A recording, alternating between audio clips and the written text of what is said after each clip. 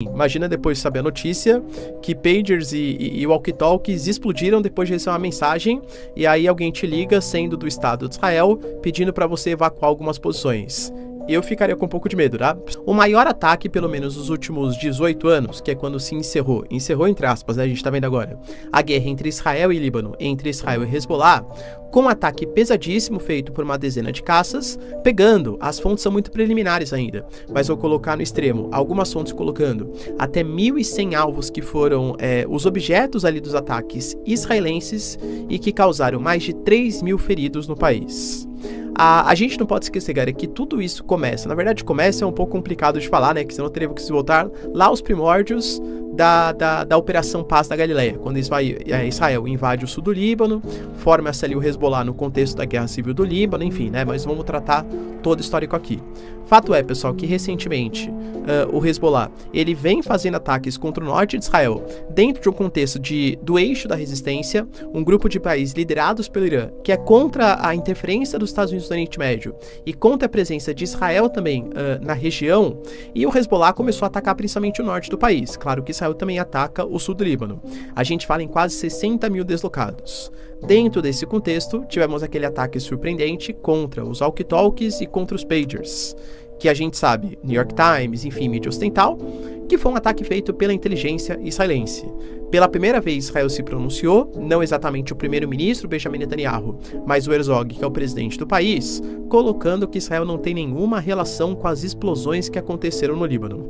Agora, convenhamos que para mim parece bem estranho, tá? Mas enfim, palavras do presidente israelense, que é o chefe de estado do país, tá? Mas a gente teve, por exemplo, o Hezbollah como uma resposta aos walkie-talkies, aos pagers, fazendo ataques em várias posições, inclusive lançando foguetes que são muito mais tecnológicos que os foguetes do Hamas. Isso é um ponto bem importante.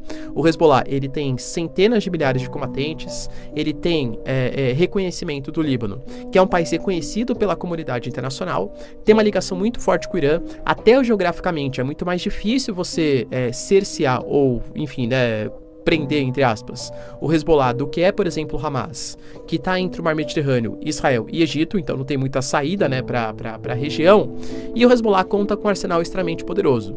O Hezbollah fez um ataque contra a Haifa, que eles alegaram que era contra a empresa Rafael, que é uma empresa de tecnologia militar em Israel. Só que a gente teve cerca de 1 milhão de civis buscando abrigos ali no norte do país. E Israel fala que os objetivos foram objetivos de civis. Então temos aí a discordância de opiniões, de relatos. O próprio Yoav Galan, galera, colocou que é para os civis que ali estão obedecerem às sirenes, né? Que alertam e indicam os bombardeios inimigos e para que eles, de fato, se refugiem nos abrigos destinados pelo governo. Ou seja, uma situação perigosa para os habitantes do norte de Israel.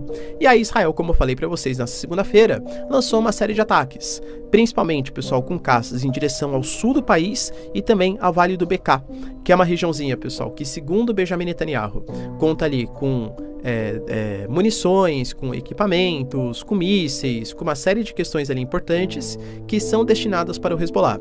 Ah, professor, mas eu vi que Israel, na verdade, avisou, né? Primeiro que assim, imagina depois de saber a notícia que pagers e walkie-talkies explodiram depois de receber uma mensagem e aí alguém te liga, sendo do Estado de Israel, pedindo para você evacuar algumas posições. Eu ficaria com um pouco de medo, tá? Pra vocês terem uma noção, galera, desse ataque, o quão revolucionário, o quão poderoso ele foi, até o Irã tá fazendo uma espécie de pente fino, pedindo para que todos os equipamentos de comunicação das organizações, dos militares do país, sejam simplesmente jogados fora. Imagina o quanto que atrapalha a logística uma organização militar sem equipamento de comunicação, e tá fazendo uma averiguação assim, pente fino mesmo, tá?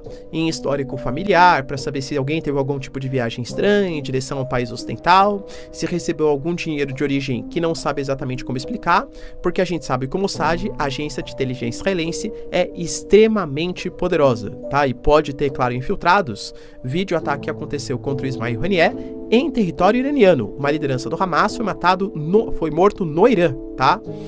Por uma bomba que foi colocada ali embaixo da residência onde ele estava. Enquanto isso, galera, para vocês terem uma noção do que está rolando, o próprio Estados Unidos anunciou o envio de mais militares. Palavras oficiais do Pentágono. Eles não falaram exatamente quantos, como, em quais bases esses militares vão se instalar. Até porque a gente tem uma série de bases militares, estimam-se hoje, tá? Mais ou menos 4 mil, oficialmente, né? Extraoficialmente deve ser muito mais do que isso. Mas oficialmente falando, 4 mil militares americanos em bases espalhadas pelo Oriente Médio, além do destacamento também de porta-aviões, no Mar Mediterrâneo, próximos ali também do Mar Vermelho, Golfo de Aden. Então sim, a presença militar americana é muito grande. E se eles estão deslocando mais homens, equipamentos militares, é óbvio que existe uma preocupação gigantesca para um possível escalonamento do conflito. E como eu falei para vocês, não acho que é porque os americanos eles estão super preocupados com a causa palestina, ou com a causa árabe no Líbano, ou com a Aliança Islâmica. E sim porque eles sabem que existe uma disputa ferrenha, uma eleição nos Estados Unidos altamente disputada, em que a Kamala Harris e o governo Biden têm que tomar muito cuidado para não desagradar judeus nem islâmicos.